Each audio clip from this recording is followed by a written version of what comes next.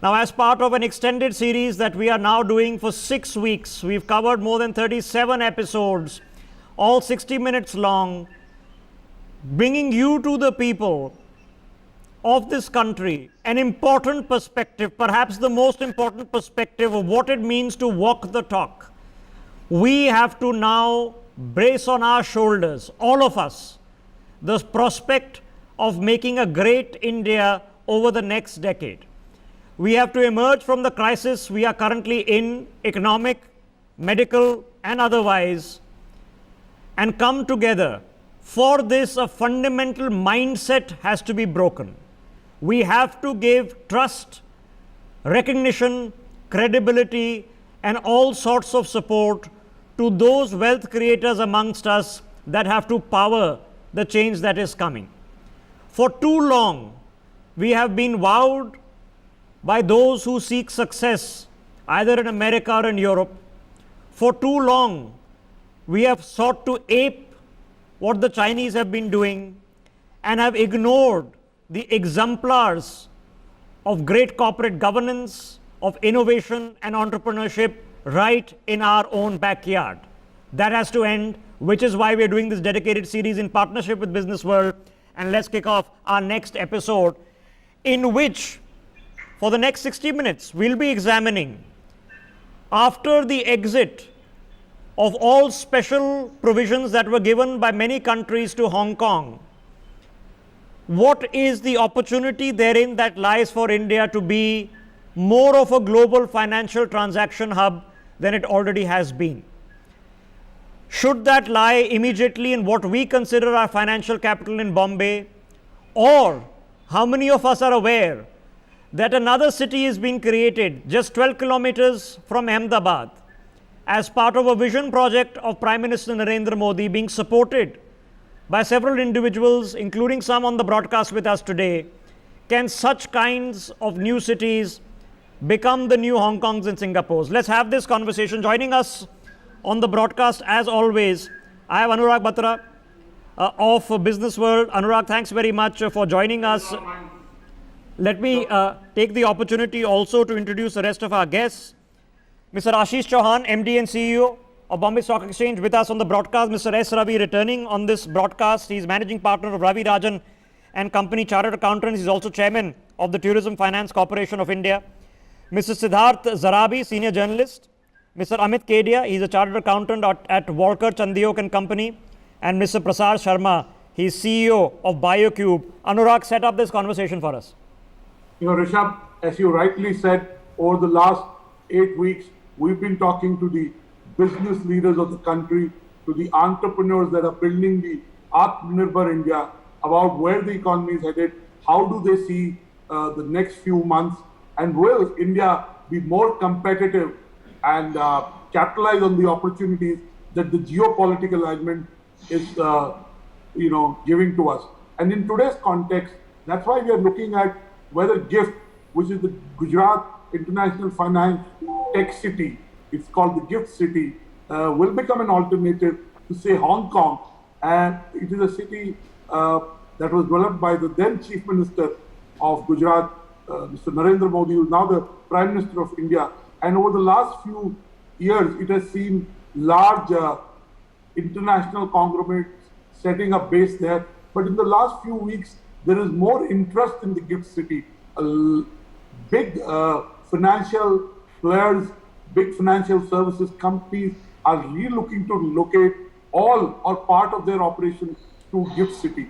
In that backdrop, today we are going to look at whether GIFT City will become the mainstream center for financial services in Asia Pacific in the near future, in the next 3 to 5 years. And we have an eminent panel. Let me start with Mr. Ashish Chauhan. Mr. Ashish Chauhan, the GIFT City was born out of an idea at the Vibrant Gujarat Summit in 2007 and subsequently has become a reality. Tell us, at that time, imagining an idea like this, how did that happen and how difficult it was? In a way, as you rightly said, it was kind of unveiled. The idea was unveiled in Vibrant Gujarat in 2007. And what the story I've heard is that Mr. Modi was visiting many countries before that, prior to that. And when he went to Hong Kong and Singapore, he said why most of the people who are working there as financial experts, in IT experts in Hong Kong, Singapore, America, London, most of them seem to be Indians, even the top people. How is it that Indians are able to shine there, and how we are not able to give them ability to shine and actually service the world from within India? And that's where I think the idea was born. And later on, they actually set up the GIFT City. It also got the land allotment. And in 2013, June of 2013, when he was still Gujarat CM and not Prime Minister candidate of Bharatiya Janata Party, he visited Bombay Stock Exchange then. And when I was taking him around, he said, can you set up an exchange in GIFT City? And I was also skeptical because the IFSC legislation or IFSC concept had not yet been accepted by many people, although there was a Parsi committee set up. It had suggested IFSC, but it was not accepted. And so I said, okay, sir, we will work this out. And over a period, almost a year after that, we continued to interact. I continued to visit Gandhinagar. And then the board of BSE approved setting up of the first exchange, India Internet Exchange in Gandhinagar, GIFT City. In 2015, Vibrant Gujarat, we signed an agreement with the government of Gujarat to set up that exchange there. And on January 9, 2017, Mr. Modi himself inaugurated the exchange, India Internet Exchange. So it was the first large working entity there. It's still the what I call prime most renter there, or prime most entity there working out of that. And what were the difficulties you faced? Because you were a pioneer, so to say. You adopted early. You believed in the PM's vision and you made it happen. What were the difficulties in setting up the exchange in those years? It is, in a way, early days were there. The infrastructure was still being built because it's a world-class infrastructure with a tremendous planning. And so it was still being built. The laws, although Mr. Modi became Prime Minister in 2014, the laws were changing slowly. Even now, as we talk, the laws are changing.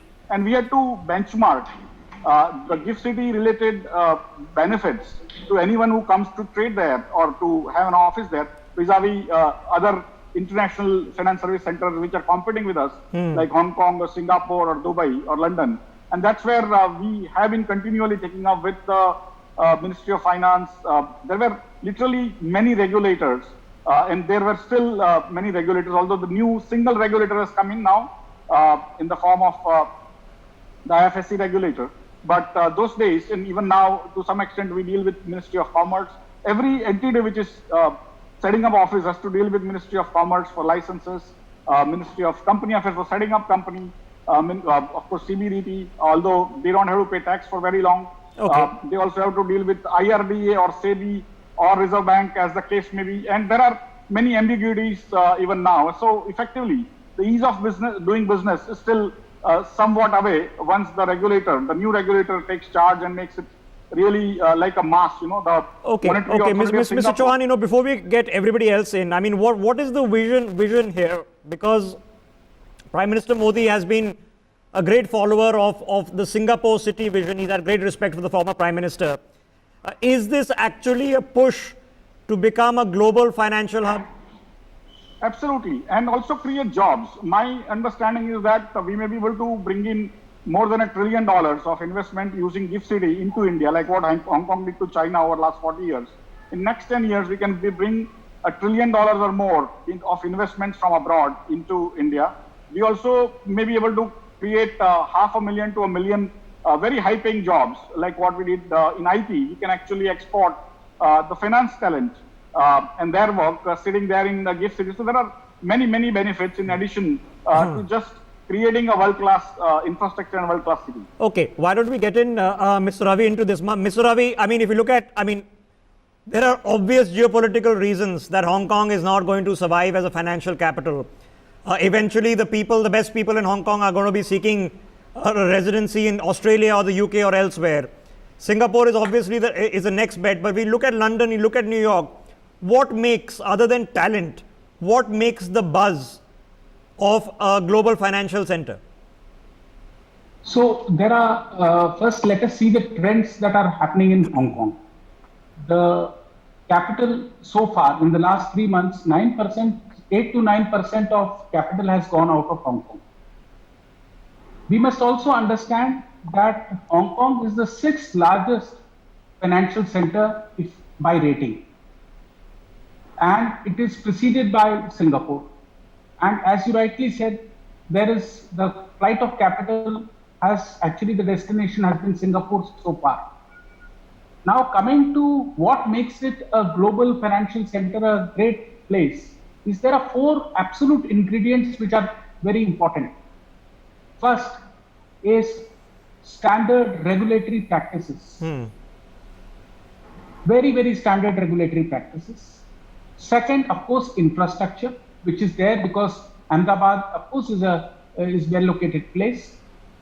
Then a tax regime which is friendly, unambiguous, and also does not change very often. For example, retrospective tax, which happened, actually changed the whole investment pattern. And the fourth, but not the least, is a common regulator. So, as Ashish very clearly articulated, the last part, the common regulator, which has been set up in the budget about 2 years ago, has finally been appointed just 15 days ago. So, these four ingredients plus a good ecosystem is going to make it a good financial hub. And that is what we have to learn from DIFC, Hong Kong, and other places. Okay, Singapore, London, etc. Okay, Anurag, why don't we take up this thought? Because Ravi, yeah, go ahead. Mr. Ravi, why would the companies, I mean, just to play devil's advocate so that you can give us reasons why Gift City will be competitive and attract talent, why would they not go to Bombay and go to Gift City, even if they decided to come to India? Well, Bombay is India's financial capital. I don't think that's going anywhere. So why Gift City and not Bombay? So your question is very relevant. Bombay's rating is itself 45th in the global rating, first of all. Let us understand that. And why not Bombay and why Gift City? Gift City is like a SEZ specially focused to give incentives, tax exemptions, and to provide an ecosystem and have a common regulator. So as Ashish very clearly said, Department of Commerce, then there is a Department of Economic Affairs, there is SEBI, RBI, Department of Revenue. There are about 8 regulators who work on a particular project. But if you have a common regulator sitting there, and in a very sort of focused environment, this can become not an alternative. I don't see Gift City becoming an alternative to Mumbai, but it will attract a lot of investment. It will attract a lot of investors. It will become not exactly replacing Mumbai. Mumbai will be what it is, but we would have created a special facility, which is all the financial activities are spread across the country, India. But this is a special zone, a special corridor, which will give everything to the investor. A global investor, when he comes, they know the ease of doing businesses here, they know the regulations, and they have a unified practice. So that is what is going to make Gift City a great place to come. And I don't see it as a replication or taking away business from Mumbai. This part of it will go, but it is not a substitution. That is my personal view as far as Gift City is concerned. Okay. Because there is banking, there is insurance. Everything is not going to move to Gift City. So it will be a window for many, but it will not be a total moving out from Mumbai. Okay, Anurag, let's try to get Amit Kedia into this conversation before we get in Prasar and Siddharthji. Amit, in a larger perspective of thinking of India as a financial hub, now we have to accept that this constant Atlantic fixation of London, New York, that world is changing. If you looked at Asia, you looked at Singapore, Hong Kong, maybe you looked at Tokyo, putting India in the middle of Asia, both geographically, does that logic suit? Yes, so certainly I think I'll put it this way that India has been a major investment destination. Indians as fund managers are well spread across globally. They are one of the finest entrepreneurs as well. Plus, India, being a big market for FDI and FPI purposes, with the high growth rate that we have been having for for more than 2 decades, with a stable political regime, with a stable currency, and high demand, and the way the country is integrated in the whole ecosystem in the economy and a major player in every manner, I think India has earned its own share for doing businesses for domestic consumption, or be it managing or making outward investments as well. Maybe I can just add a couple of things to what Mr. Ravi mentioned about IFSC Gift City. IFSC is financial service sector which is there, which have been existing in major countries. More than 20 countries have IFSC. India had its first IFSC Gift City, in few years back, and it was overdue that we have our own IFSC, and that time has come. The reason why IFSC is relevant and important for India is twofold. One is in terms of the businesses that we from onshore cannot do. For example, underwriting of insurance business, which there is a restriction as to how much and what you can do sitting from, say, Mumbai, vis-a-vis what you have the capability, the flexibility of now doing from Gift City. Similarly, banking, external commercial borrowing, etc., which the Indian banks cannot do, can now be done through Gift City. Okay. So for businesses, there is a lot of good reason. In addition to that, low cost of setup, talent pool available, lower tax rates, and the common regulator coming in now. I think this is a very good combination that we have gotten now. It's just a matter of time. I think that we will have we will have our own share of success and businesses coming into India, including Gift City. Okay, Anurag, we have great diplomats on the panel. I'm getting more excited about this than all you guys, but the words are exciting. Anurag, take it away. Rishabh, I want to bring in Siddharth there. I want to ask him, of course, Ashish has put his money where his mouth is. He set up the first big mover, Walter Chandiok company, Grant Thornton's partner in India, and, GT's back operations are in India. And one of the big things they can do is to move it there. Siddharth, is this a pipe dream, or do you think it'll be a reality in 5 years where we'll see the Gift City being an international financial services center? And if that needs to happen, what does the government of India need to do, apart from what you heard from Mr. Chauhan, Mr. Ravi, and Amit Kedia? Thank you very much, Anurag. And this is a wonderful question that you asked me, because I can claim with some amount of satisfaction to have been amongst the first few reporters who wrote about this in 2007, in fact, in 2006 as well, and 2007, if memory serves me right, the Percy Mystery report. We are now discussing this 13 years later, and I want to inform all those who are viewing this show that just 24 hours ago, HSBC has won permission for an offshore unit in the Gift City.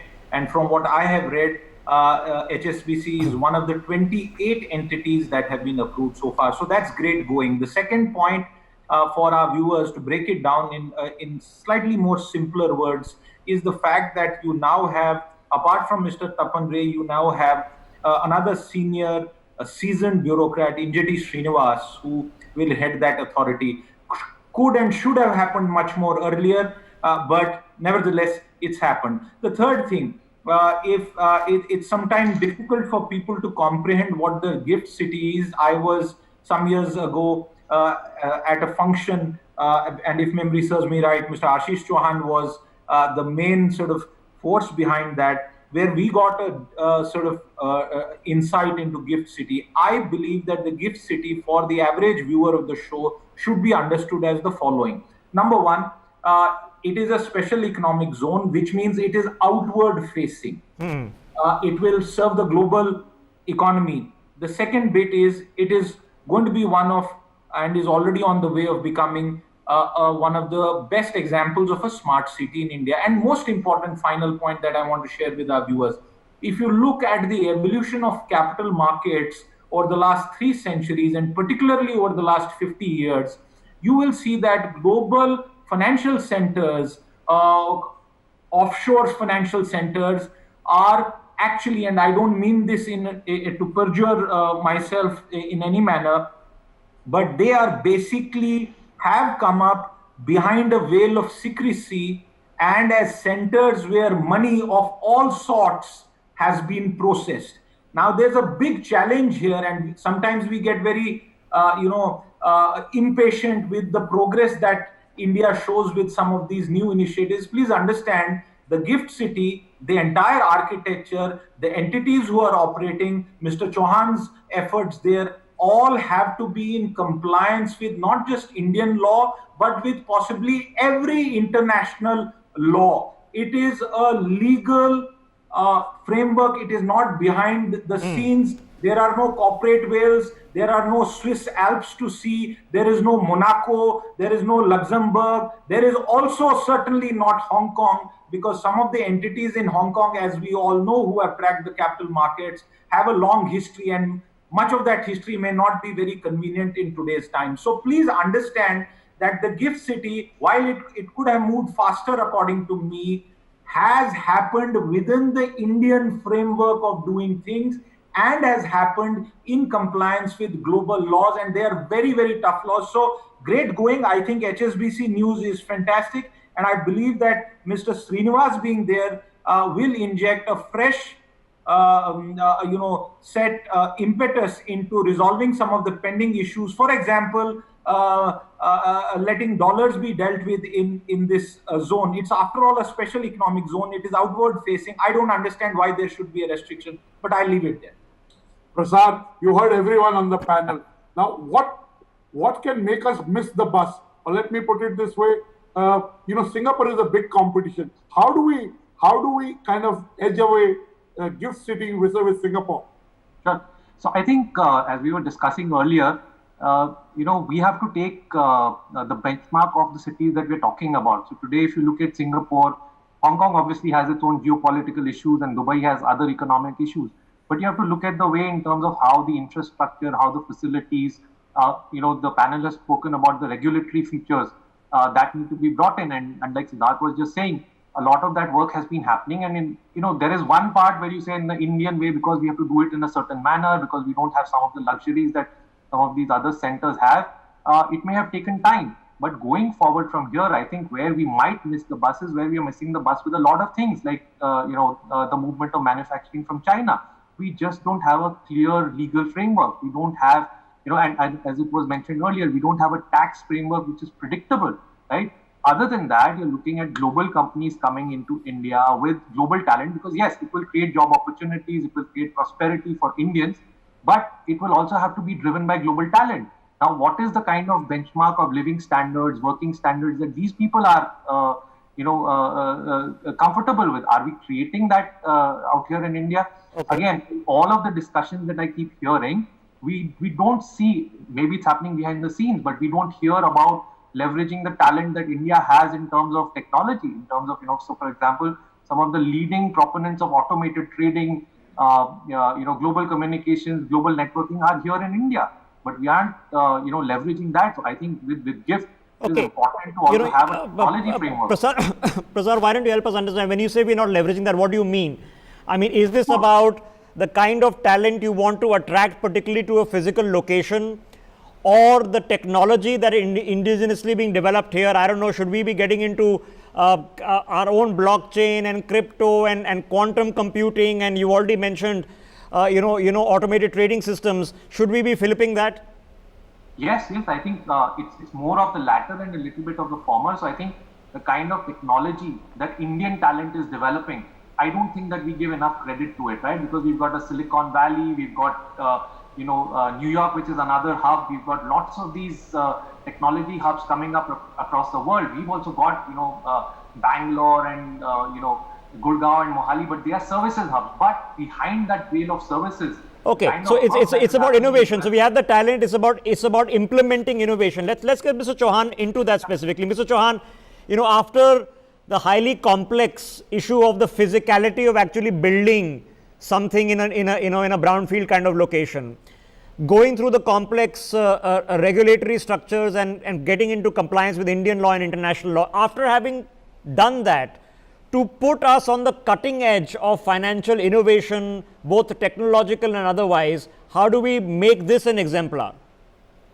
So I think I will go to the earlier question a little bit and then I'll come back to this. Basically, I think many of us have not understood what an IFSC stands for. In a way, although physically GIFT City is in India, think it is not in India. Why Singapore came about is because India had gold control. Singapore is our first IFSC, if you look at it. Yes. On the east side, and on the west side, we have another IFSC called Dubai. Yes. Which we nurtured for last 70 years. And now we have tried to create one within ourselves, but assume it is not there. And then no Indian regulation should be applicable. No other, although we may have to do it because we are part of the world community, but effectively it is a new system which we are creating. And that's why many people, many regulators, many sort of thinkers start mixing up Indian local like Mumbai versus GIFT City. No, if GIFT City is not there, Mumbai is not going to compete with Dubai or Singapore because those regulations are different. And so the GIFT City, if it is not there, Mumbai cannot compete with those things. So it's not something which we are like trying to put or pitch Mumbai against GIFT City. No, this is a separate system. It's like Hong Kong versus China. One country, two systems, which were there for last almost 25, 30 years. And that's what we are trying to build here. And that was my first perspective, that every regulator, every thinker seems to be missing that point. They think it's domestic versus GIFT City. No, it is GIFT City versus Singapore, Dubai. And the perspective is, can Indonesian company raise money from Gulf countries using GIFT City is the question. Okay. Yes.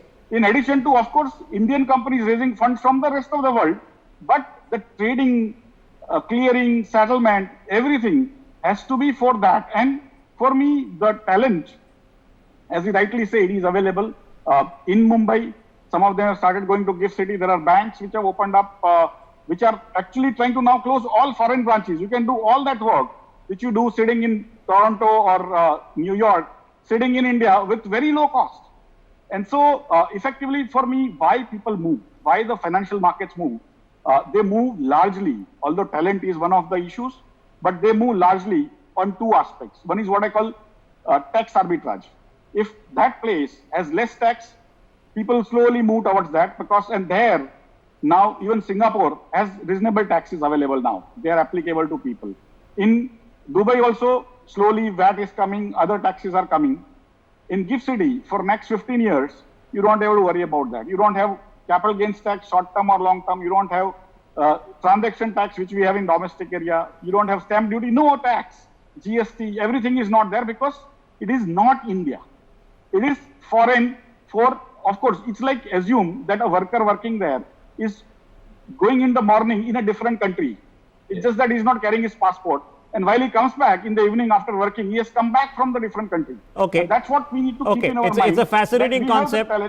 Okay, it's a fascinating concept, which you explained it very well, sir. I'm the lay person here, and I've understood it. I'm sure many of our viewers would have followed also. But Anurag, we've had a fascinating conversation. Let's take it up to the next step of what it takes to create that buzz. I'd start with Mr. Ravi and say, if we did this conversation in 3 years' time, where would you like to see GIFT City, or where do you think we'll get? Same question to Ashish, Siddharth, Prasad, and Amit. What should we expect, and what should be our benchmarks? Ashish, you've already talked of attracting a $3 trillion investment or trade out of the GIFT City. But can you give us granularity on what should happen over the next 36 months for it to become a substantial center for financial services? Mr. Ravi, first you. So my first response to this is, can we replace Hong Kong? I think we should not focus on replacing Hong Kong, but getting a share of Hong Kong.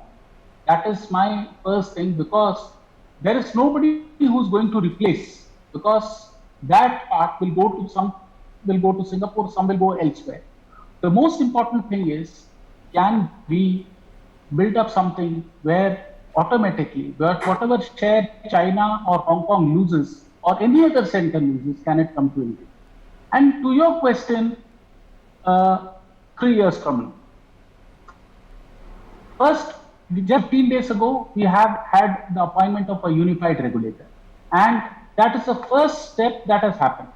I would like to see a lot of push towards instruments, products, for example, NBFCs, AIFs, etc., come into the GIFT City. And all these steps require regulatory, there are regulatory hurdles, and I think government must quickly notify all of them and push them. So the support of the government towards this cause is very important. We have been slow, as has been explained, but I think we need to speed up if you have to do a catch-up game. The third thing is, all the stakeholders have to be aligned to this cause and should have a desk, a very unified desk there, where all permissions are granted, single window, granted there. And that is the most important thing, and the tax notification for the future. I would like to see a tax regime which is given for the next 5 years for GIFT City. Okay, so clarity. There is no ambiguity. Okay, single window and clarity. Ashish, you want to take that? Yeah, for me, the way I look at it is what Raviji said is pretty much true, that we need to work on all that. And just to add to that, we need what I call a benchmarking. And we should be the best in tax framework, that is the lowest tax regime. Because if it's not, if GIFT City doesn't work, it's a loss for India. And if it works, it's a gain for India. And it's like literally, it's sort of, you are losing no tax because it will be done either in Singapore or Dubai. So effectively, that lowest tax regime is still not there. There are many sort of ambiguities, and there are ways to, basically people are worrying about that. We need to clarify, as Mr. Ravi said, that we need some clarity on that. And wherever there are minor changes required, we need to basically benchmark against each and do it. The second part is what I call ease of doing business. If Dubai or Ras Al Khaimah gives you, or even Singapore gives you a company registration and a bank account and every type of registration within 1 day, and if it takes us 3 months, we must make it in 1 day or even 30 seconds, because we are highly automated, as I think somebody said, that we are the pioneers. We actually do it for those guys. Singapore also uses our engineers, and Dubai also uses our engineers, but we somehow don't get to do it in 3 months. And that's where I think we need to do ease of doing business, not only for the setting up of company, but every aspect of it, right? So that is one part. The third part, which is also important, is allow more activities to happen. Today, it is being given in parts. So somewhere you are allowed stocks and not bonds. Then you are allowed bonds, but only stock futures and not sort of listing of GDRs and ADRs and things like that. So you need to allow every type of instrument there is available and that is going to come up in future. So you cannot say that I will give you a little, then you sort of do things and then come back to me. And that's for me a minimal requirement. Similarly, allow more types of participants. Today, an Indonesian wanting to buy a Saudi security, we don't have a framework. It's still only derivatives getting traded and bonds. We have listed almost $47 billion of bonds, but bonds is the only thing where you can invest. We are still at trading GIFT City yet. Okay. There's one question, Ashish, I have to ask you before we rope in the others. Now, again, just from a lay perspective, currently Indians who want to do international transaction or international securities trading, most of them I know they're doing it via Singapore. Does this become a replacement even for whether they be HNIs or others, Indians want to do international security transactions? So there is again something called LODR, liberalized regime for investing abroad. Every Indian is allowed $250,000 for investments abroad. But it is, if you do it through Dubai, if you do it Singapore, if you do it Hong Kong or New York, you are allowed. But if you want to do it from GIFT City, you are not allowed. So those are the kind of regulations we somehow have to bring in to ensure that GIFT City, assume it is not India. The local regulators cannot say GIFT City is ours, so you can't allow, but go and trade in Dubai. for me, that's like cutting our hands. Okay, it's a And that is- mindset. those are the kind of It's a mindset change. So we have to be the lowest in terms of taxes, because what Mr. Chauhan is saying, this money is not here in India anyway. So if you tax it and it never comes, you will have 30% of zero. It's better to have 1% of something than to have 30% of zero. So a competitive lowest tax regime, easiest and fastest way to start operating, and the maximum number of options and players to be brought in, including products, in one place. So it becomes the go-to stop. It should be cheaper, faster, more reliable, and more trustworthy than anything else, and that's how they will come. Anurag, let's rope in Siddharth. Siddharth, the same thought 3 years from now. Well, 3 years from now, really, I would say that we'll have to wind back to 3 years or perhaps more. One of the key issues that keeps coming up, and when I had last sort of reported on this, was this whole bit about moving from Bandra Kurla to a place that very many people in the financial markets do not understand. And we have some eminent people on the panel who understand this, and that's why for the broader audience, I just want to clarify it once again. Special economic zones, when they were conceived, and after that we did a complete about turn when it came to what the SEZs had promised, and we saw the SEZ story get deeply curtailed, obviously because of tax loss fears. So in the current context where the center government or the states are also facing huge revenue issues, there are people who confuse this, like Ashish said, about the nature of this. And like I pointed out in the first set of my remarks, that it's an outward facing thing, and therefore we need to be clear on this. I would say in 3 years, there should be targets, like members of the panel said, to allow all products, any products as desired by industry, because if the government or the bureaucrats who have a significant role to play, former bureaucrats as well, in what will be run from these centers, then please understand that they will go against 300 years of capital market evolution. I repeat my point, the capital markets respond to their own needs, and light touch regulation is the way things go ahead. And if you look at the international financial architecture, it's very difficult to do money laundering now. Look at how much tightening has happened overseas. So the fears of tax loss and violation of other laws do not apply in this case. Therefore, allow entities and the people behind this financial sector brains to develop and make this place an attractive Okay, no, Siddharth, boil that down for us. I mean, when you say light touch, what are you saying? That other than fraud and money laundering, or terror financing, other than a few specific pre-decided areas, this should be transactions without scrutiny? No, of course not.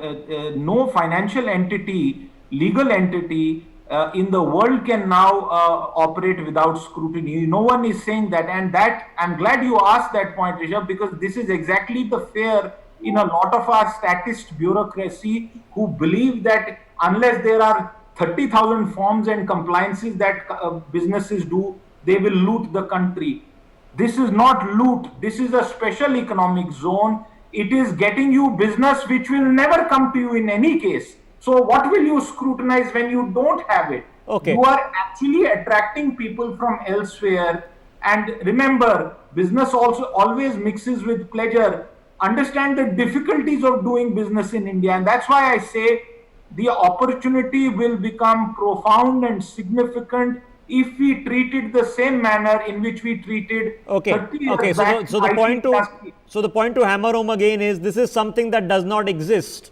So you're not losing something. You might gain something or you might not. That's hammer on. Fizzaz, finish your thought quickly. Then let's rope in Prasad. I would just say that please pick up any good old book on the history of capital market evolution, on the history of various financial centers around the world.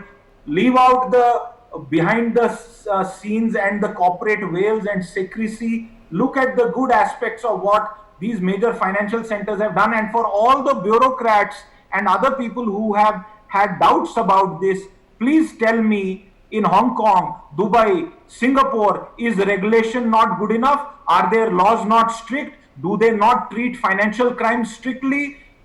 Imagine, I mean, just look at what Singapore does to financial criminals. So, if those are the examples, I think we just need to get out of this Soviet era mindset. Okay, since we are doing this, since this is a publicly and a mainstream telecast, Anurag, I think maybe in the few minutes that we've got left, for people wondering and watching this telecast, I mean, the difference between saying that we want to replicate the model with Ashish ji and Siddharth ji have been explaining to us, which is a Singapore, Dubai, Hong Kong kind of model, versus what many people will be thinking is a Switzerland, a kind of a Benami front kind of model. How do we draw that distinction for a lay audience, Anurag?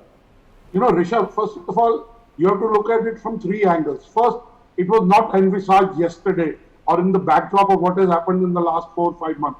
It was envisaged in 2006, unveiled in 2007, launched in 2013, first occupier in 2017. And because India's time has come, it is seeing traction.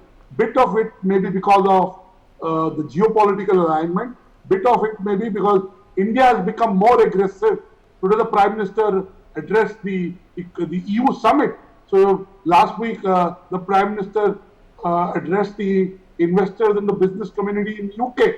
So the Prime Minister understands that Atmanirbharta means building capability for the world, not cutting off from the world. Correct. In fact, integrating. So this is about innovation. This is about reset. This is about accelerating what we have. And services have been a large part of our GDP.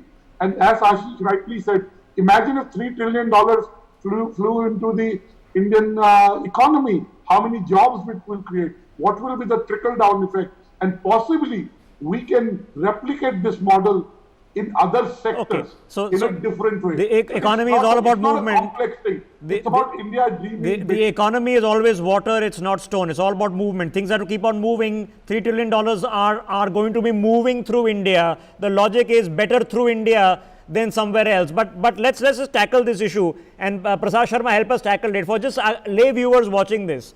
And they're saying, okay, what's the difference in what we are trying to create here versus becoming, a Monaco or a Cayman Islands? So I think, Rishabh, I'll just take off from what Siddharth was saying. We have this Soviet era regulation, then this worry that we will become a Switzerland or a Cayman or Monaco. Now, if you actually look at it, the way the financial regulation is globally now, even those models have stopped existing. So I think those fears need to go out of our minds. I mean, we have to look forward. We have to see how we can be better than a Hong Kong or a Singapore or a Dubai. And, I think when we are trying to build this, we should be looking at, it's an outward facing thing like it was said earlier, right? We have to be looking at saying that, look, $3 trillion coming in, passing through India. What's the trickle down effect? What is the kind of impact it's going to have on the economy? Can we then use it like Anurag was saying just now to, replicate it, I guess, into other sectors of the country? It's about, looking forward, looking towards tomorrow. Right. So I think given that we are so tech savvy, given that we are developing so much out here, we can become better than any of these. I don't think we should be comparing ourselves to any of these. We should be looking at creating a model that is, I'm not trying the comparison. I'm trying to assuage people because a positive public opinion in this regard will help the cause that this is not trying to become an offshore asset where Benami firms are going to be created. This is a transactional hub, and there's a huge difference between the two. Amit Kedia. Now, what is the kind of momentum that is going to be required? Because oftentimes there is a huge excitement and a push straight from the top, and in this case we know that's the case. There's a buzz amongst all of you guys, but it gets lost in translation somewhere in the back corridors of red tape. What is the push when Mr. Chauhan is saying ease of business to get it done? What is the push that we require to just get it done? I think broadly I'll say, answer it in two parts. One is in terms of the issues which are there from tax and regulatory perspective. And, I specialize in that. Probably my focus would be more on there. There are, a lot of things has been done by the government in last 6 years or so in terms of giving clarity on taxation rules, in terms of giving tax off, etc. In terms of a lot of regulations being operationalized by SEBI as well. in this period. I think work has been done on that.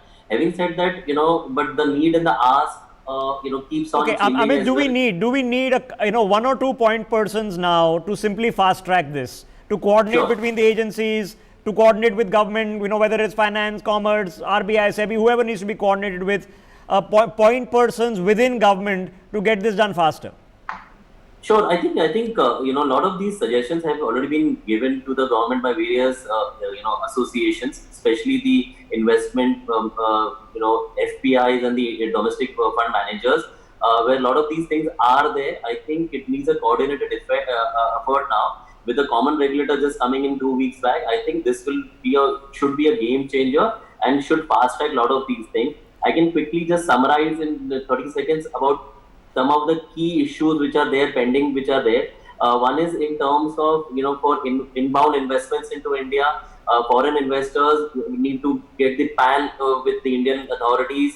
There are certain tax issues which are there, which need more clarity. Certain regulations which needs to be operationalized. So some of these, and plus there are, couple of empty number of registration which has to be taken when you set up shop in GIFT City. So some of these things can be fast tracked, done away with, clarity can be given. I believe that with the common regulator now coming in, it's just a matter of time when we will have those clarity and things should move. Okay, I've only got a couple of minutes left, and I know Anurag likes to end these shows with his rapid fire, but before Anurag, go ahead. We have a very eminent panel. I would like to, we've discussed the GIFT City, and in some way it showcases India's ambition, the Prime Minister's vision, which drives the country. But I'd like to know a commentary on the economy. We can't let go Ashish Chauhan and S. Ravi and Siddharth and Amit and Prasad without talking about where do you think is the Indian economy headed, and where will we be in next 90 days?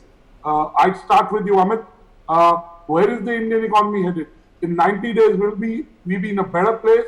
Will we be worse off, or it will be tepid like it is now? I think with the impact of COVID, I think 90 days will be a little short period of time to look at anything meaningfully changing here. I think we'll need at least a year and a half or so to have our mojo back what we had 4 months back.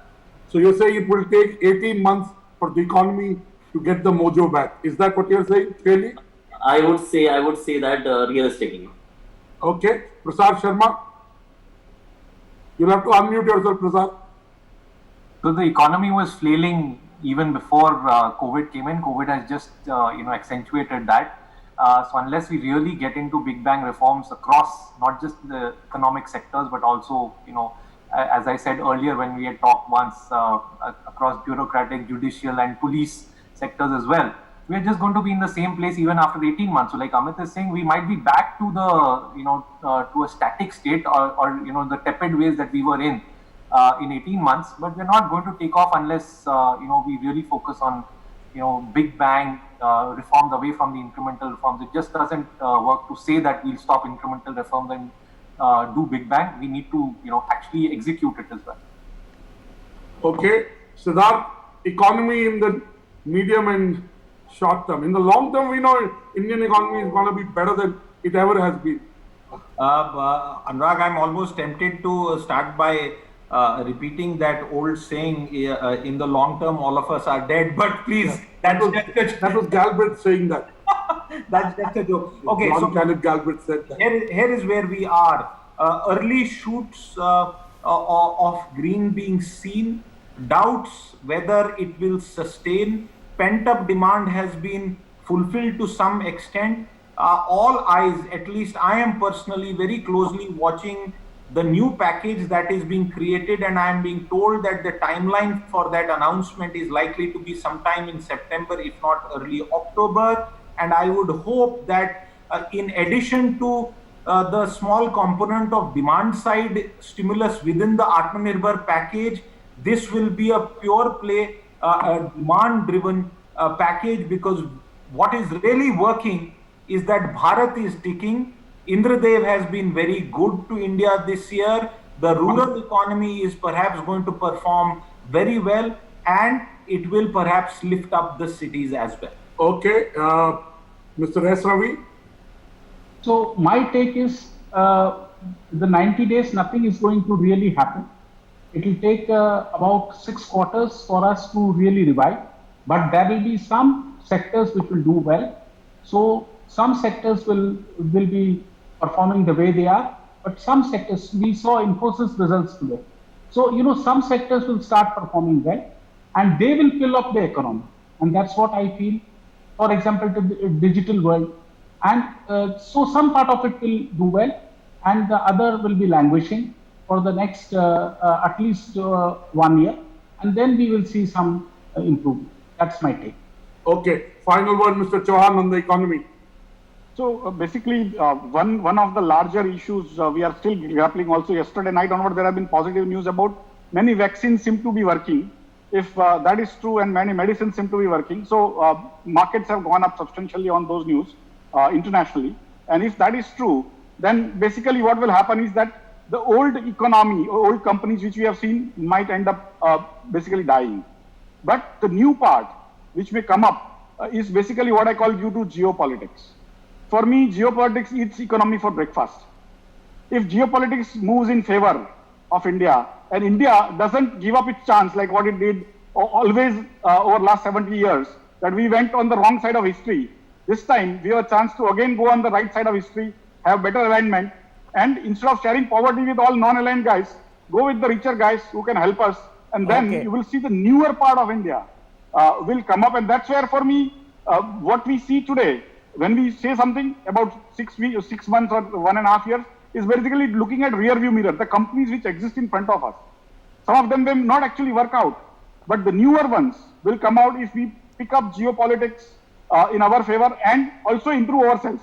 If we don't reform, not much of the things geopolitics can do in our favor. Looking ahead, maybe there are people that our viewers will recognize in the future, having sat on this panel, who are going to be setting up what is set for the future. Geopolitics eats the economy for breakfast. Siddharth, literally I'm out of time. There's an MEA press conference happening. Siddharth, go ahead, 10 seconds. I'm going back. The gift city and the difficulties that it has faced, for people to understand, just like Dubai took away most of our international traffic and that tragedy played out. Yeah. Similarly, our financial markets, if you want to understand in a simple way, is what is playing out. So let us stop giving away our markets to Dubai, Singapore, Hong Kong and whatnot. I mean, Sri Lanka took away a lot of our port traffic. Dubai took away a lot of our, became the international air hub when we should have had an international air hub here, India.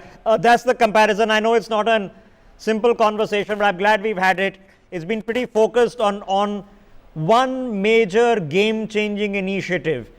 And that's really helped us focus this conversation today. Anurag, thank you very much for setting this up, and all of you guys for joining us on this broadcast. We are hoping that that progress is made in an action-oriented fashion, is what the Prime Minister was telling the Europeans today. Time-bound and action-oriented. That's what we were hoping for on these fronts also. We take a very quick break.